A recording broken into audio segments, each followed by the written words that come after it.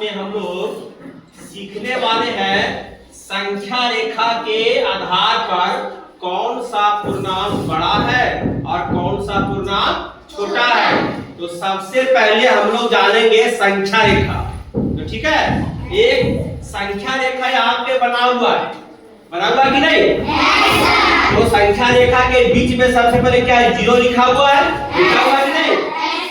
और जीरो के बाईं ओर जितना भी अंक लिखा हुआ है वह सब ऋणात्मक पूर्णांक कहलाता है, ठीक।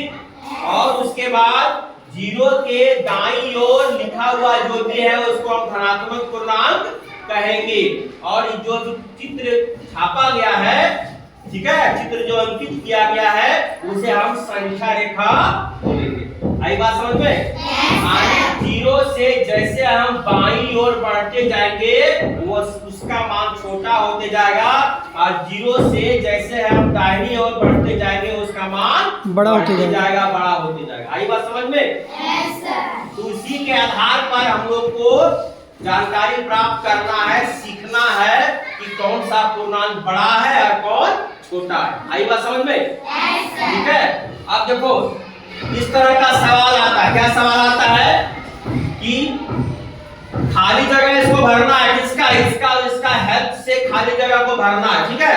पहला सवाल है -5 और -3, इसमें देखना है कि इसमें बड़ा कौन है। यहाँ पे संख्या रेखा में हम देखते हैं कि यहाँ पे -5 और क्या है? -3 है। अभी हम क्या बोले? संख्या रेखा में जो दाहिनी ओर होगा वो बड़ा होगा। तो -5 और -3 में देखो दाहिनी ओर इसमें कौन है? -3। 3 नहीं बोलेंगे, -3 बोलेंगे। क्या बोलेंगे? -3 दाहिनी ओर है, इसका मतलब -3 बड़ा है। तो क्या लिखेंगे? इसको ऐसे इस चिन्ह का प्रयोग करेंगे। आई बात समझ में? तो दूसरा सवाल -4 और 0 है। तो -4 यहाँ पे है कि नहीं? और यहाँ पे 0 है, तो दाहिनी ओर कौन है? 0 है। दाहिनी ओर 0 है कि नहीं? इसका मतलब 0 बड़ा है। यहाँ 0 इसका चिन्ह ऐसे लगाएंगे, यानी 0 है -4 से बड़ा। ये बात समझ में? इसके बाद अगला सवाल देखते हैं। यहाँ पे 6 है, यहाँ -6 है। अब यहाँ पे देखो ये 6 है और यहाँ -6 आगे हो, -6 लिख सकते हैं, कोई दिक्कत वाली बात नहीं है। तो यहाँ पे -6 है, यहाँ पे +6 है। तो दाहिनी ओर कौन है? 6 है कि नहीं? इसका मतलब 6 -6 से बड़ा है। क्या है? तो क्या करेंगे? इसको ऐसे लिख देंगे।